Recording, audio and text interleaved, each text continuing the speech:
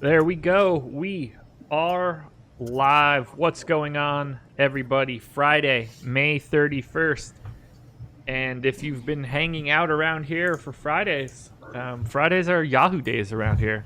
We are sponsored by Yahoo Sports. They are the presenting sponsor of the strategy show, of the deeper dive, and of the early bird. And every Friday, we take the time to do a Yahoo specific strategy show. If you were looking to get into Yahoo's MLB contest that has no management fee whatsoever, you're getting here too late, I'm afraid. They were almost filled by the time that we finished our original strategy show today, just after 11 a.m. But today is the day that we're going to be talking about some Yahoo. I'm joined by Jake and the boss man himself, Alex Baker, Osimo himself. Guys, what's going on? How's your Friday going? Man, off to a rough start for me. Stayed up way too late last night and drank too many tequila shots. But DFS never stops, so there are no excuses. Just get on the horse again today and get right back to work. Did your little hangover cure help at all? It might have. I tried a few. I tried some ibuprofen before I went to bed. I drank a hangover shot, and I didn't have like a splitting headache the way I thought I might when I got up. So all in all, definitely a success. There you go. Jake, what about you? Tons of tequila shots last night? No, none for me. But what were you doing last night, Alex? What were you partying for? Just So I preemptive just $1 million winner or what? Yeah, I was hoping to win $1 million last night, so I got a group of the local DFS players in Chicago together, and we were just hanging out. So it was pretty fun. We were sweating the game. It was kind of split who people were rooting for, whether it was Raptors or Warriors, but I was happy to see that the North got the win. There you go. There you go. I'm going to drop the link into chat right now if you're looking to sign up for Yahoo. Every Friday, we have a Yahoo specific strategy article written by your old pal Emac. In that article, you'll find a link to sign up if you're looking to try it out, which would be really helpful. Oh, somebody beat me to it. Brett, Jake, I don't know if that was you. No, it's Alex, Tom, I have no idea. Somebody Brett. did it, and thank you. So it's in there twice. But go ahead, check it out. Use the link in the article if you're looking to sign up, and then use the promo code OSMO. If you do that, you can get up to $30 in Yahoo Sports rewards points. That's enough to fully max the 10 max no management fee tournament.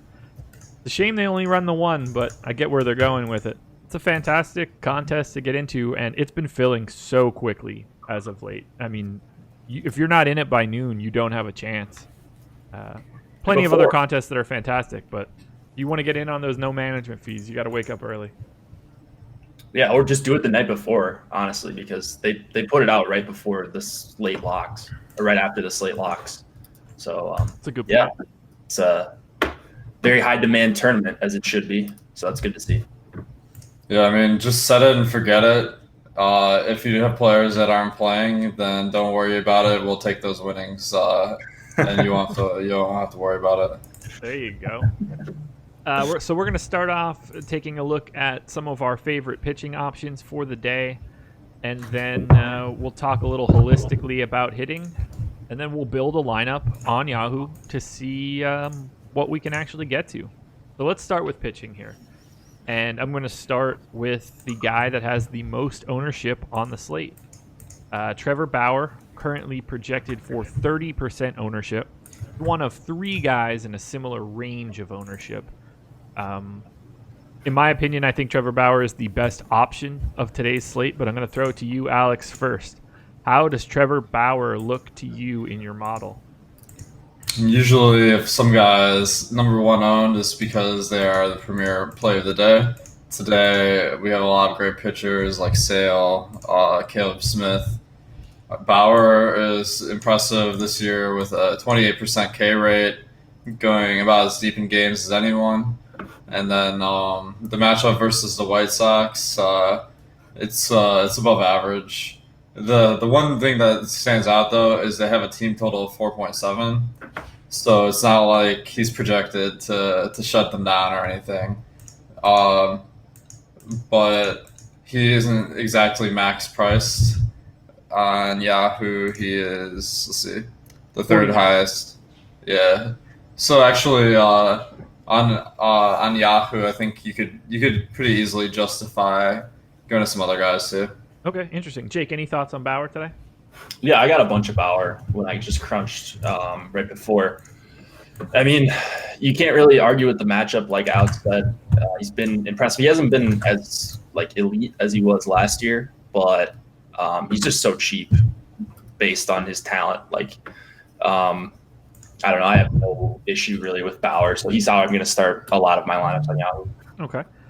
So, Alex, you mentioned that you see some options to pivot off of Bauer. The other two guys that are getting high ownership, they're all basically at the same right now. It's Trevor Bauer at 30, it's Zach Wheeler at 28%, and then it's Chris Sale at 27%. Of those three guys, who do you think is, most correct in terms of ownership? So Zach Wheeler, you get like the significant discount, but the highest projection I have for anyone on the slate is Chris Sale. A little bit surprising to me because he's on the road in New York, and the Yankees pretty good lineup, but left-handed pitchers do have an advantage in Yankee Stadium because left-hand power is such a gets a bonus there. Yeah. So that is negated a lot by having a left-handed pitcher. So far on the year, Chris Sale had that rough start, but he has the highest K rate of 34%, or he has a very high K rate, I guess I should say. The advanced metrics are better than his 4.2 ERA on the year. And the Yankees lineup, though, it's not like a great strikeout matchup. So it's not like a lock and load, but I think probably the most talented guy in the slate. And I wouldn't hesitate to take some shots in tournaments. Jake, what about you? What's standing out more to you? Is it Zach Wheeler at $40? Is it Chris Sale at $53? Or is it somebody that we haven't talked about yet? Yeah, I was looking at the Yankees right now. They're actually striking out their active roster versus lefties this year. Kind of a small sample, but over 25%. So they've just had, a watered down lineup with no Stanton and Judge for the majority of the season. So I like Sale as well, and he's projecting out well in Alex's projections. He's another one where if I can get up to him, I have no problem with it. But Bauer's going to project similarly. Another guy I'm getting to actually was my highest exposed pitcher in the front. I did Lucchesi at let me see his price here. I don't 39. have it. 39. Just the 3.1 implied total for the Marlins. The Marlins aren't a great strikeout matchup for lefties either, but it just seems like a really safe spot for Lucchesi, and he can get righties out. So I don't know. I'm pretty comfortable playing at $39, especially when we have all these value bets on Yahoo to choose from. Yeah, I can't really disagree there. Alex, any interest in Lucchesi? Let me pull him up.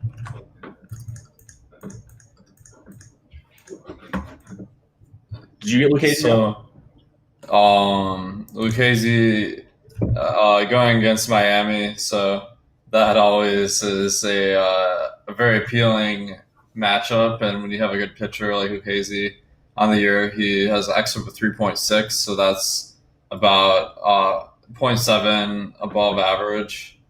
The strikeout rate is above average, so I think that given the discount of being only 39, you could easily take Lucchesi, take Wheeler, and then you have a lot of money to spend on bats and two really good pitchers. Yeah, that's not the worst strategy in the world. I have one guy I want to bring up, and I'm curious to get your take. This is probably going to be more for Alex because I'm pretty sure Jake will be with me in terms of the thoughts. I expected to see a higher projection for Herman Marquez today. I understand that he is in Coors. I'm a big Marquez guy. I try to avoid I don't try to avoid Coors as much as I think others do. Marquez coming in a little low from what I see right now in your projection, 17.4 for Marquez. Is there anything that stands out as a negative for you for him other than the ballpark? So on Yahoo, the projection's a little higher, but I have him at 30.7. It looks like. I mean, the main thing is the ballpark is the worst in MLB. So I mean, although he has great stuff, like compared to Bauer, Wheeler, Lucchese, who all have better matchups. Also, the Arizona Diamondbacks team has a pretty decent lineup. Let's see. Oh wait. You mean Toronto?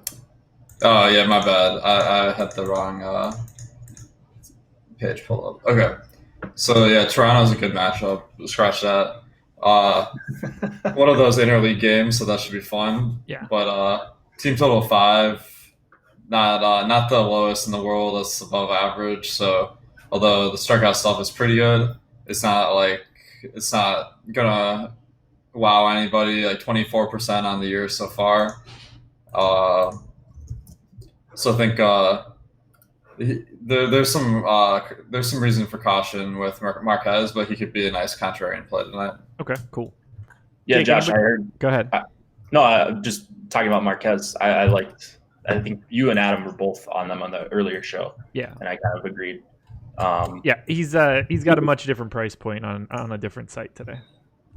Yeah, 100%. So he is priced up a bit on Yahoo. Yeah. Maybe not the best value over there.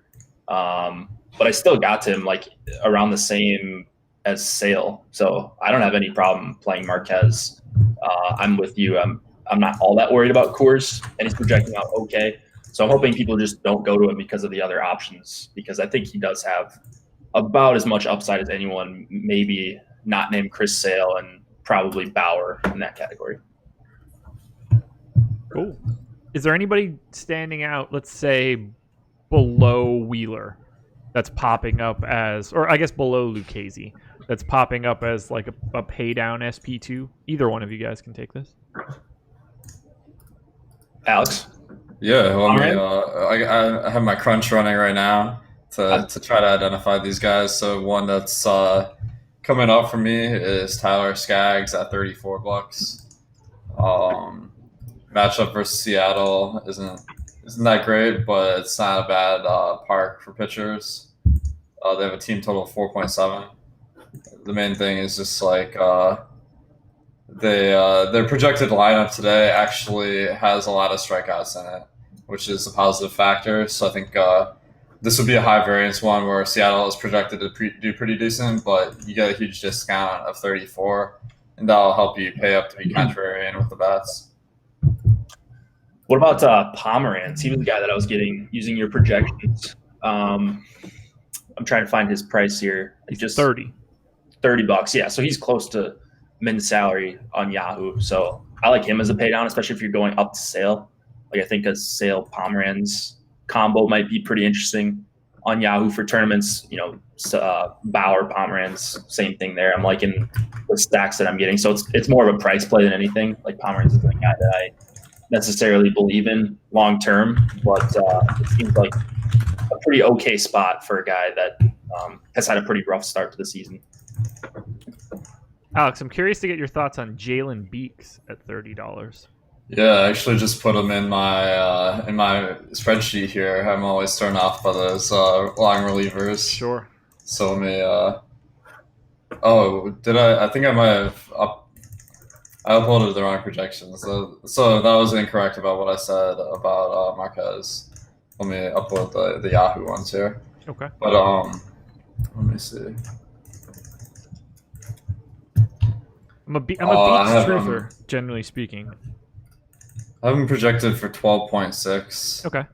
Which I'm having a hard time putting that in context right now, so I got to upload my projections here. Nah, I hear you. Well, if that's where you're at, that would be coming in below Drew Pomeranz, so okay. At the exact same price. So at the very least, Pomeranz would be likely to stand out in that scenario. Cool. Alex, did you say you're turned off by long relievers in general? No, I enjoy playing them. It's always like interesting. I think one of the things that people don't like consider is they actually have a higher chance of getting a win because the opener is disqualified. So it's basically like they pitched that inning or two extra as far as getting a win. So that's kind of the interesting thing that models might not capture. And a lot of these guys have pretty good strikeout numbers. So I think on Yahoo you can definitely roll with them if they're super cheap. Today, Jalen Beeks isn't the minimum price; he's 30. So that is one reason why I might not be super keen on him when there's some other good options in that area. And they generally don't have to face they get to face the later in the order hitters rather than facing the top 4 or 5 guys, because that's what the opener is facing, right? Yeah, that's a great point. Yeah, smart. Do we have any other pitchers that we want to touch on? Anybody that we haven't talked about that is standing out to either of the two of you? I like the Skaggs call. He was a guy I was getting to a bunch of. What about Patrick Corbin? Is he a guy that's just going to go completely ignored at 51 with Sale at 53 and Bauer at 49? I think so. Matchup's not the best. I think he's got a guy above him and a guy, but like he's sandwiched in between two guys that I think are better options. So at least for me, that usually gets somebody squeezed out. Alex, what do you think? He's coming up in my crunches, so that makes me think that he's playable. As long as the ownership numbers are advantageous, I think you can definitely take a flyer if you're going for a more contrarian build. Yeah, under 10% right now on Yahoo. So I kind of like him as just a complete pivot off of both of the chalky guys in that range. Yeah, I mean, I see using him in a lineup of the 10. If you got to 2, it's not like you're freaking out. He's good. It's not like you're falling back onto a guy that's bad. He's just not efficiently priced, comparatively speaking. Same thing kind of goes for Caleb Smith, a guy that I think a lot of us like, but a 4 implied total against him. It is still a good pitcher's park, but I guess a lot of righty power for San Diego. They may not have a bunch of great hitters, but they do have guys that can hit home runs. So is that too scary of a spot at $48 for you guys? I'm not probably going to get to a ton of Caleb Smith just because of Bauer, but he does grade out well. Alex, you have let's see what you have. You just updated your projections, correct? Yeah, I have my numbers here. Okay. So Caleb Smith, he doesn't go super deep in games, but he has killer strikeouts, 33% on the year. And the San Diego projected lineup strikes out at a pretty high clip. So I think that the raw numbers are good, but when you're paying as much as a guy like Sale, as much as Wheeler, Bauer almost, and he goes an inning less on average, that's going to make him not show up as optimal. But I think that as a contrarian play, if he is 11% owned compared to some of the higher owned guys, that makes sense. Yeah, I like it. There we go. So I think we need to talk about some potential stacks today, and it's pretty clear where we need to start this conversation. There is a game in Coors with a massive total. Luckily for them, they get to go up against Edwin Jackson, who is god-awful at baseball. The fact that he's still in the league is fantastic. The Rockies are very clearly the chalk stack of the slate. There's pretty much from top to bottom, everything looks great. I know last Friday when we did this, building a Rocky stack is what we did. Is today going to be the same sort of scenario? Alex, what do you think? Are the Rockies lining up to be the top stack in the correct way? Let me pull the game up here. So I think I'm going to go to my top stacks tool as a lifeline here. Okay. That's fair. They're all your own lifelines. So so we have them projected for 18% ownership, which is more than double the next highest team, but they have an 18% chance of being the top stack. In previous situations with similar figures, I found that although these are viable to play, they're not necessarily like the ones that I have as my number one lineup. Interesting. Okay. Jake, what about you? What are you thinking of the Rockies tonight? Yeah, I'm just looking at well, first of all, the huge total. Like, is that total going to touch 8 by the time we get to lock? Like, that is insane. That's got to be the highest total we've seen all season, right? I think so, yeah.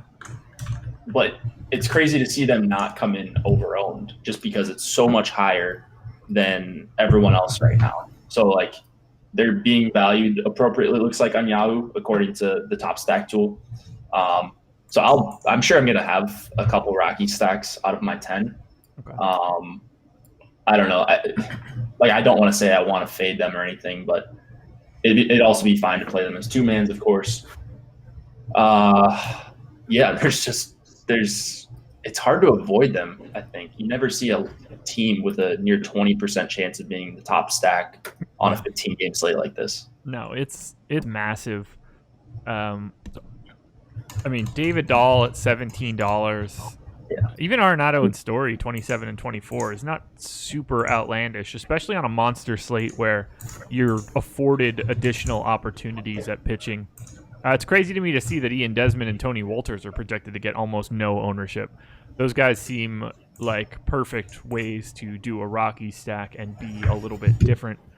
So I think we could look a little bit there. But if it's not going to be the Rockies for you guys, who stands out if you're looking to get away from the chalk bats? What team is the team that we want to look at? Alex, what's at the top of the heap for you? So one thing I like to do when I'm doing analysis is just run my optimal lineup with a 6 stack of every team and just see how the top projected lineups for that stack are turning out. So going to Colorado, I get a top lineup of 121 projection, which is about 4 points higher than the next highest, which is Kansas City. And then we got Cleveland. Those are the top 3. And then after that, you're giving up 7 points or more. But these top 3 teams, Kansas City, Cleveland, and Colorado, are all very popular tonight. So I might all of these teams that are coming up are pretty popular though. So let me I just did the same thing you were talking about. Now I want to look at where does everybody come in. Surprise, surprise, Rockies first. oh, my bad. I for some reason I thought Fantasy Cruncher had the ownership here. I was looking at the salary and thought that was the ownership or something. So I think I'm gonna pull up my top stacks tool again. You mentioned Kansas City, that they came in second after the Rockies. Yeah, they're good value, but the ownership looks higher than their chance of being the top stack, which makes me think that you can play them, but they're not gonna really win you a lot of money. But one that I think is undervalued is Texas. They're coming in as the 4th stack, giving up 6 points by going to them instead of Colorado. And they only have 3% ownership as a team. And the team total is 5.5, so that's well above average. So that could be a contrarian pivot from chalk. Yeah, Kiner Falefa, the minimum if you need a catcher. Asdrubal Cabrera, only $9 at third base. So there are some options there. Jake, is there anybody you're looking at other than the Rockies? Another one that stuck out was Boston. Yeah, me too. I think they're going to go pretty under-owned. I haven't heard a lot of talk about them. They've got a nice run total and stuff, but it's a pitcher that people respect in Hap, and it's just a huge slate. So I think they're going to get a little bit swept under the rug. But you're getting a lefty pitcher who hasn't been great this year outside of one start. And then you get to play guys like JD, Mookie Betts, Bogarts, Steve Pearce for $8, and then you get to fill it in with Nunez as well if you want. So it just sets up really, really nicely with a lot of expensive guys, but also a couple really good values. Yeah, I ran the 6-man Boston. It's barely off of the Rockies optimal. Comes in with Bauer, comes in with Wheeler. 6-man Red Sox stack. Asdrubal Cabrera one-off. Ryan McMahon one-off as well. So not only are you getting those Red Sox, but you're getting a bite at the Coors apple. I'll tell you one team that I don't think that we're going to get to. The Twins came in dead last in this. I don't know where they're coming in for you, Alex, when you ran that 30-team crunch, but it doesn't appear that we're going to be talking about the Twins all that much. Well, I like Boston in the first game of the night. Then you can get off the head start and get your projected winnings up. give you that little confidence boost. Get your night off started the right way. So I assume what a lot of people are doing is throwing in 10 different team stacks in a 30-game slate because you get 10 lineups. I think that's probably what I would do. Oh, really? You don't think that you think you would really cast a wide net there? Yeah, I mean, especially since you have to hand select them. One other thing you could do, you could on Fantasy Cruncher set uniques pretty high, like 5 or 6. Maybe you'll get 2 of the same stacks, but they'll be completely different lineups. So that's another option. Interesting. I like that. Yeah, so do I. Yeah, with Boston, what I'm seeing is the projected ownership of these guys is super, super low. Like Andrew Benintendi, 0.1% projected, Xander Bogaerts, 0.4%, Devers, 0.1%. It's like, man, for a team that is projected for 5.3 runs, it definitely seems like they might go underowned. Yeah, basically only Mookie Betts and JD Martinez are projected to get owned in any sort of way. And that's basically what this is showing you, is essentially only as one-offs or potentially as a two-man band. But yeah, are the Red Sox coming up as the most undervalued or underrepresented stack? Or do you have anybody higher than that? I'm guessing that gap is pretty close or pretty big.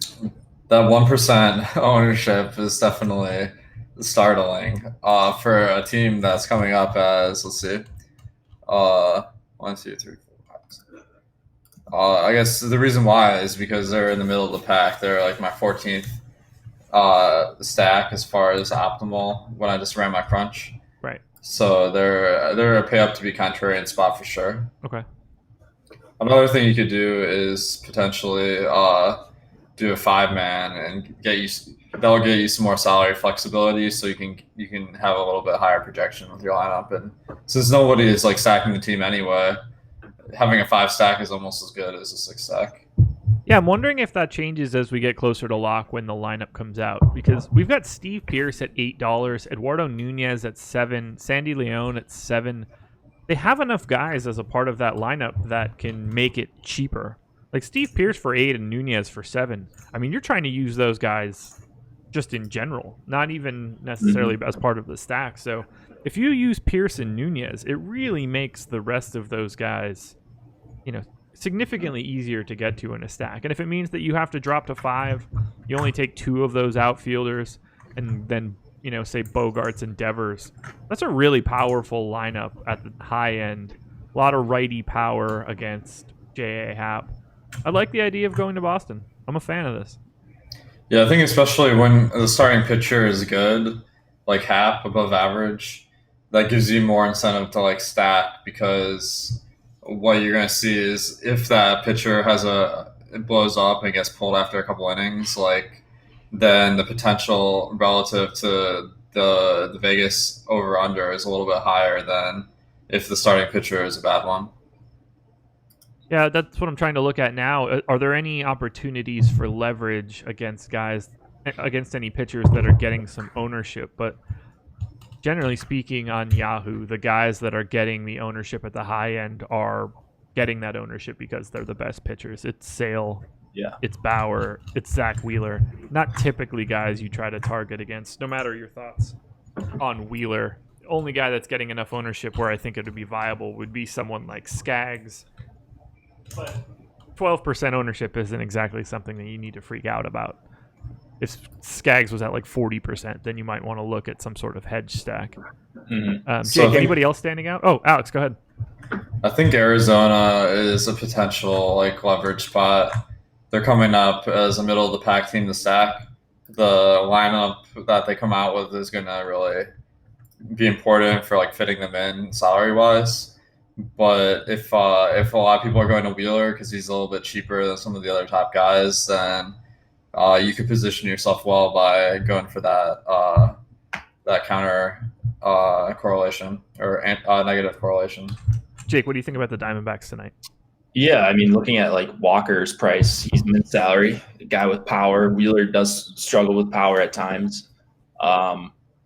And then you've got some guys in this lineup, in the projected lineup, like Marte and Escobar and maybe even Jones, that people don't really want to pay up for tonight when you can get a few guys in Coors that are a little bit more expensive, with obviously a huge implied total. So I think the Diamondbacks are just going to go completely overlooked.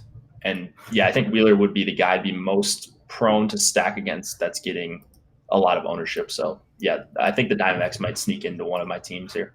Yeah, that was sort of my expectation. Team ownership of 0%. You gotta love that. Yeah, pretty nice. You'll be making up the large majority in whatever contest you get into just by playing them once. Yeah, that one lineup you put in will raise the ownership, so that number will be invalid. Funny to think about like that too. Do we have anybody else that's standing out as particularly like underrepresented in relationship to where they're coming in for you? Trying to take a look right now to like eyeball it. One team is the White Sox. They're not projected to do well at all, but they're another negative correlation to Bauer kind of play, and they're just really cheap. So if you're banking on Bauer getting blown up and you go for Sale, you go for Wheeler, you can get a pretty decent lineup together and maybe be the only person on that team. Yeah, I mean, Yonder Alonso at $7 mid salary, Jimenez, the guy that always pops in your projections, Alex, and then Moncada and Garcia are all super cheap. Yolmer Sanchez $7 as well. Yeah, I got that White Sox lineup with Sale, Lucchesi, Mookie Betts, and Raimel Tapia, so no problem going to something like that. Yeah. You good? You just throwing everything on the ground, Alex? That's right, yeah. Fortunately, that was my second mouse, so now I have only one, but I'll be able to manage. So I believe everything that you just said. I'm just curious if it's an extra or you really are running some sort of dual mouse setup. 2 computers?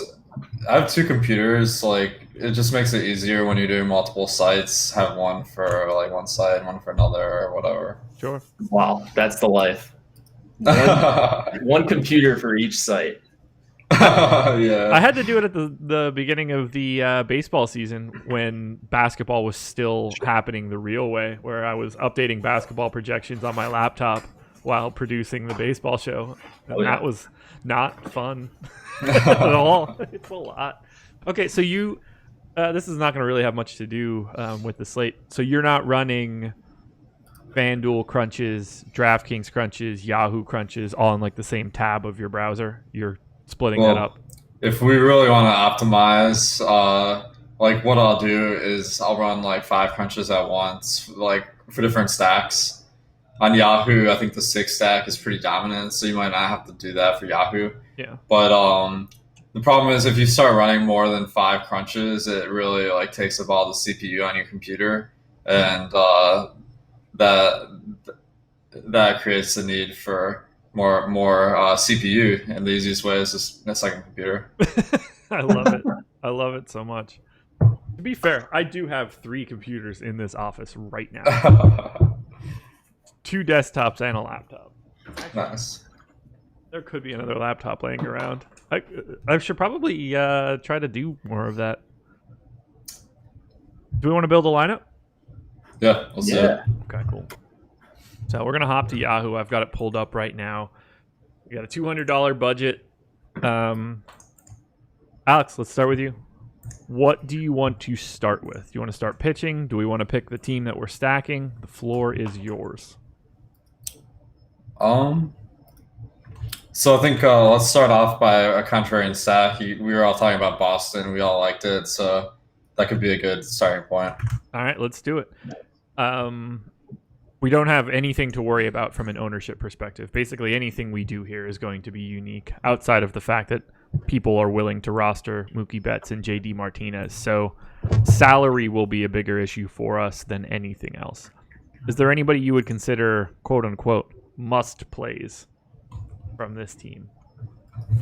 Well, if nobody's going to have it, my general inclination is just to take the top of the order, and that will maximize the projection you're getting from bats, and maybe then you just have some punt pitchers. Boston, more expensive stack today, so you probably can't go double high pitcher. So you gotta just put in the guys and see what works. Okay. So I have just put in 1 through 6. Martinez, Benintendi, Betts, Bogarts, Devers, Pierce. That gives us 2 pitchers, a catcher, and a second baseman right now. And we have $85 remaining.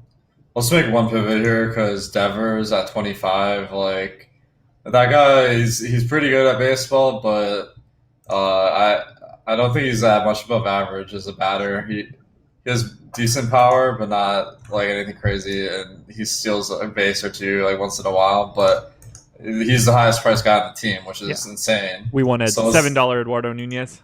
Yeah, that's what I'd lean to. Yeah, I don't disagree whatsoever. I've made that switch. We now have $103 to work with.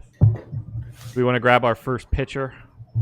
Yeah, so I think one thing that could be helpful to do, like since you're not worrying about ownership at all, maybe you go to the projections and sort by value, and you just see what are the best value plays of the day, and that will help you get that high projection. Okay. Give you a better chance of cashing. Perfect. You want to go ahead and tell me who those top 2 are going to be? Yes. So what positions are we trying to fill here? Well, we have 2 pitching spots open. That's going to take up the majority of this remaining salary, and then we have catcher and third base. So, at the very least, we have $103 left, and if we want to just say we're going to maximize pitching, that means we have $89 to spend at pitching if we want to allocate the flat minimum for catcher and third. All right, I got your catcher point. Casale. Yeah. Batting 6 in the order for minimum price and a team that's projected to do decent. Like that seems like a good combination of factors. Alrighty, so then we have $89 remaining for 2 pitchers and a $7 third baseman if that's the direction we want to go. Jake, who's our main pitcher? Who's our SP1? We're not worried about ownership, right? So let's just put in Bauer and see what happens. You got it. Trevor Bauer in. We have $40 for the remaining pitcher if we spend the minimum at third. Okay. Ooh, that's tough. The top third base value is Asdrubal Cabrera on my projections, but if we want to go to a min price guy, we gotta go down to either Franco or France. The FRANCs. That's outstanding. I never even really thought about it that those are the same words with one vowel change, and they don't get said the same way at all. I mean, to be fair, there's no reason why you ever would need to think about that at all. That's true. I don't know. So, do you want to try with Asdrubal Cabrera and see where we end up? Yeah, so let's look at the pitchers first, and we can kind of see there's some guys that like. Let me put in these filters to our projections here. Because we can get a little higher than that Tyler Skaggs area. I mean, really, we can get to Wheeler and go minimum. That works. That's pretty good, yeah. Or Lucchese and $8. I have them pretty close. We need one more dollar to go to Lucchese and get Cabrera, which is so who's at 38 then? Nobody. 30. There's a big drop off. Well, we could go all the way down to Pomeranz or Beeks, right at 30. Is there anyone that's grading out as a good value third baseman in like the $15 to $17 range? I think if we're just going max projection, it probably just makes sense to go for that $7 third baseman. Yeah. But if you want to, go down to Pomeranz, let's see, third base, that'll give us 17. Is that right? Yeah, if we're doing that, then we're looking for Jose Ramirez, right? Yeah, as long as you're not a believer in this year recency, or hot hand bias or whatever. Yeah, he has not been great. Dan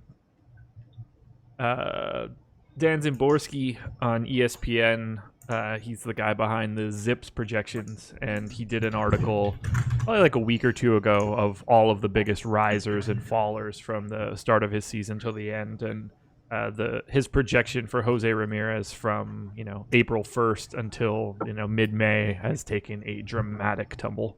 Mm-hmm. He has been having a good streak of games the past 3. So I guess it depends how far you go back with your hot hand analysis. Sure. If you go the whole season, he's gonna look pretty bad. But if you go back the past 3 games, he hasn't hit any homers, but he had a hit and a walk, two doubles, and in his best game of the year, 2 hits, 2 walks, 2 stolen bases. I mean, not bad. No. So we've got Trevor Bauer, Drew Pomeranz. We've got Kurt Casale as a one-off catcher. We've got Jose Ramirez as a one-off third baseman. And then a 6-man Boston stack. Steve Pearce, Eduardo Nunez, Xander Bogaerts, Mookie Betts, Andrew Benintendi, J.D. Martinez. No one's going to have that lineup, and you know what? It looks pretty darn good. I don't know, man. Like, I have a feeling one of these 100 people watching that show will have that lineup, if not more. That's true. Yeah, they might have it now. They might have it. If you really love that lineup, I would make a couple swaps. Yeah. Maybe you spend up that pitcher instead of down, and then you'll be in good shape. Yeah, you don't want to chop it. Having the same lineup as someone else is not going to help you out. Yeah, that usually is not going to maximize your potential in a tournament. Do we want to build one more? Maybe go to those Rockies. Maybe try to build or do we want to try to build a cash lineup for Yahoo today? Sure. Yeah. Let's do that. So I'm kind of interested. I mean, we could just go on Fantasy Cruncher and click optimize, but that's no fun, right? Alex, for cash lineups, I know for tournament you said you like to prioritize hitters. For cash, is that the same thing, or are you just trying to maximize overall value? I think spending up on pitchers has a slight advantage in cash because the higher priced batters are higher variance, and ideally you're playing a cash game with people with lower projection for you. And in that situation, you're going to win more if you have lower variance. If you're a worse player, you're going to win more with higher variance. So then having bats makes more sense. Okay. So you don't want me to just run a naked crunch like I'm doing right now and give you we can do it. Like obviously it won't be the same by 6 p.m., but it'll be pretty good. Yeah. But yeah, I mean, as far as cash, that's why we don't talk about it a lot on shows. This is once you have the membership to the site, you just click optimize and you have your cash lineup. Yeah. Not a lot of analysis to speak of. No. I don't think people realize how close like a bunch of lineups will be when you do something like that too. Separated by like an eighth of a point, 8/10 of a point, where it's just meaningless in the grand scheme of things.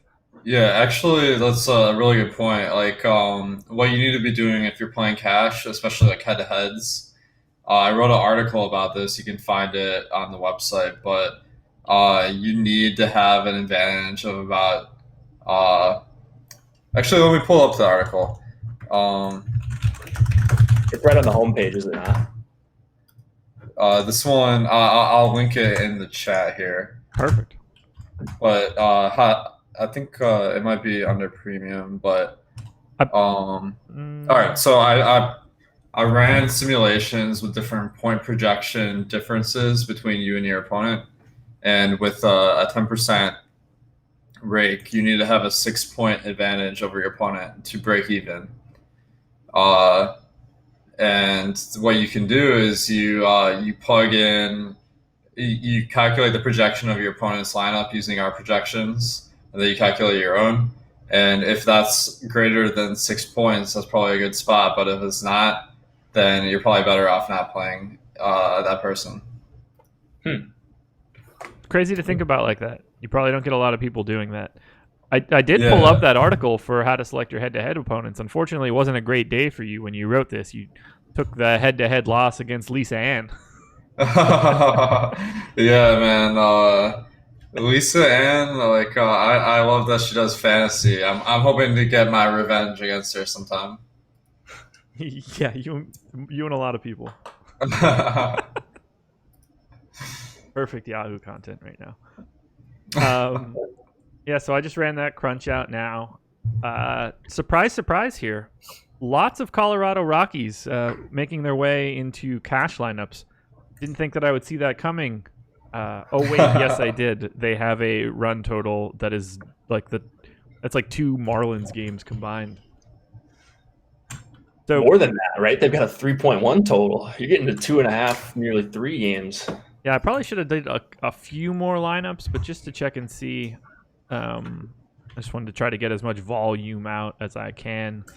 The first lineup that popped up for me as what would have, totally be a quote unquote cash lineup. And you'd still.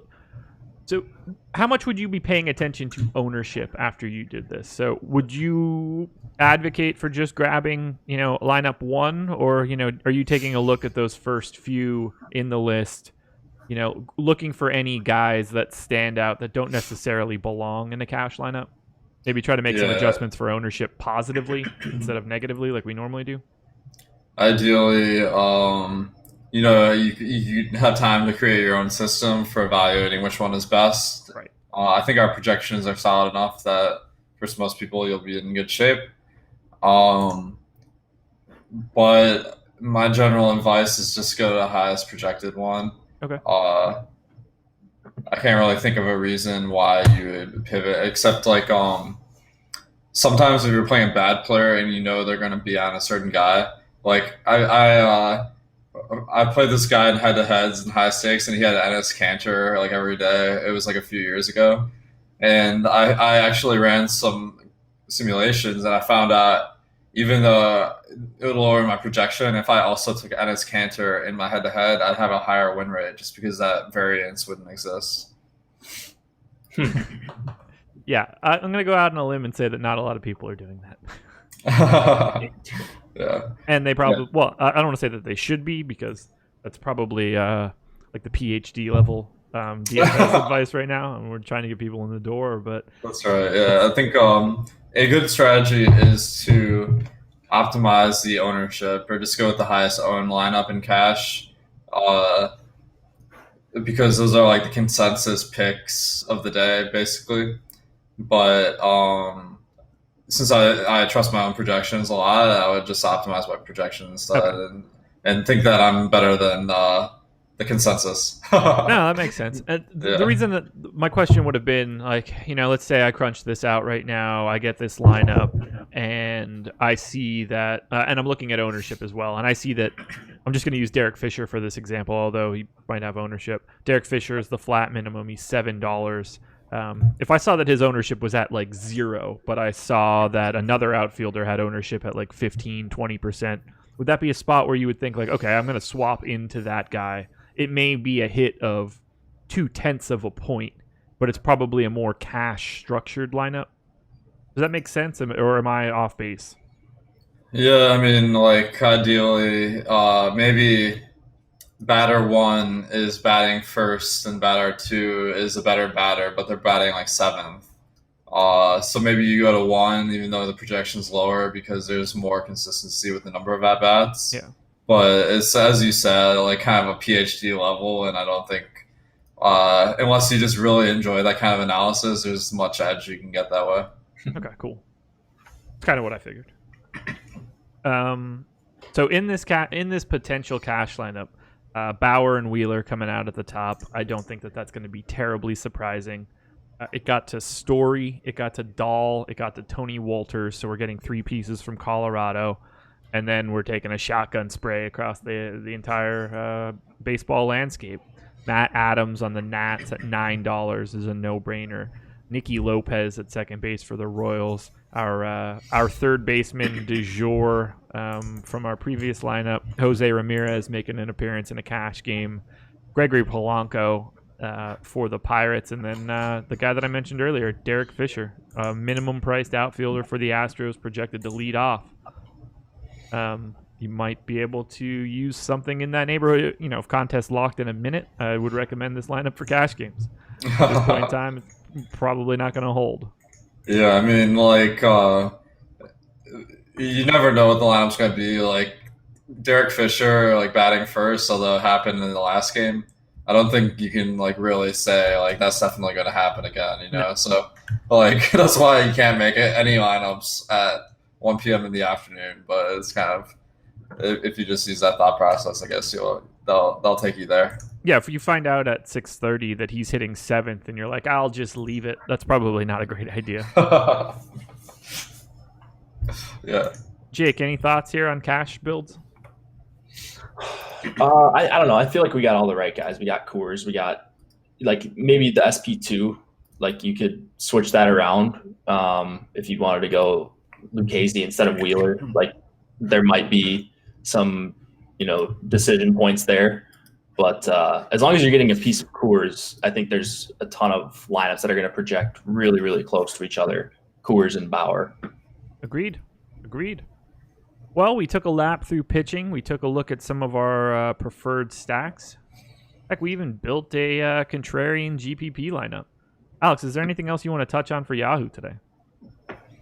Well, I think one thing that's underrated about Yahoo, and people might not take advantage of, is like the fact that the structure is so much more flat than other sites. So with only 15% going to first, or 2K out of 15,000, so just let's see, that's 12% or something.